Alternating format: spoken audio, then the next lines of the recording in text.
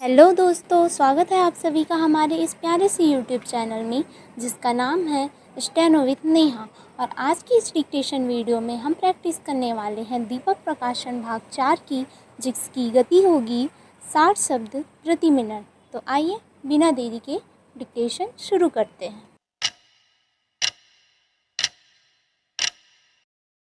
शिक्षा की प्रगति और देश की बेकारी को मामूली तौर पर यह देखकर कहा जाता है कि पढ़े लिखे युवकों की दशा अच्छी हो ही कैसे सकती है।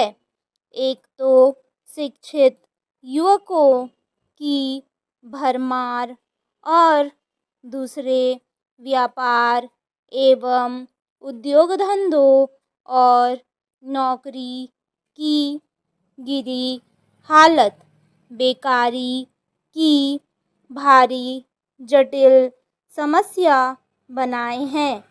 एक तो यह है ही दूसरी खेती की बर्बादी, यानी 90% किसान जो गांवों में रहते हैं उनकी दशा देखकर हम कह सकते हैं कि यदि खेती तथा देशी व्यापार आदि में किए जाने योग्य सुधार न किए गए तो ऐसा न हो कि कुछ दिनों के बाद देश में आतंकवाद की लहर उठ पड़े।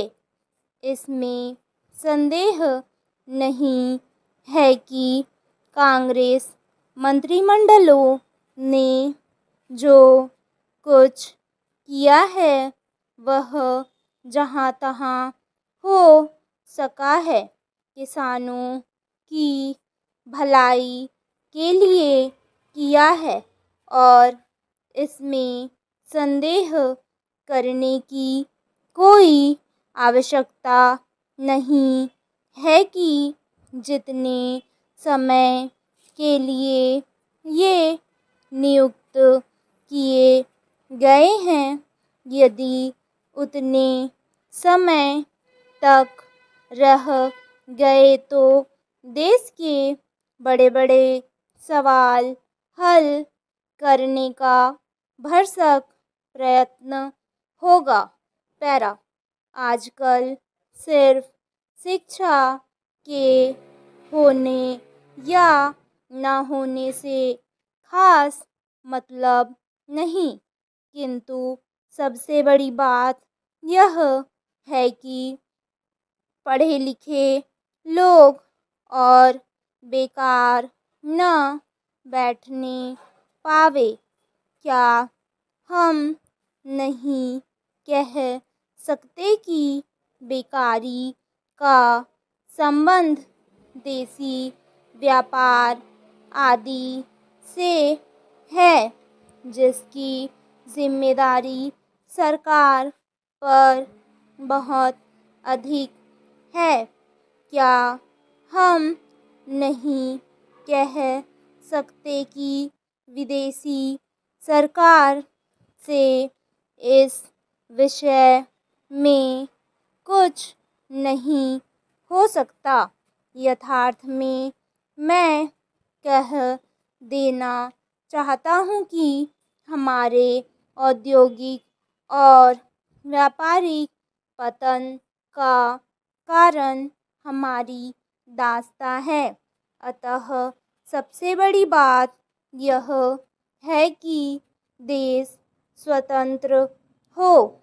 यदि तुमने जापान की उन्नति को देख लिया है, जर्मनी के उत्थान को समझ लिया है, तो क्या तुम कह सकते हो कि दास्तां की बेड़ियों से मुक्त भारत भी देश की बेकारी, अशिक्षा आदि छोटे छोटे सवालों को हल न कर सकेगा।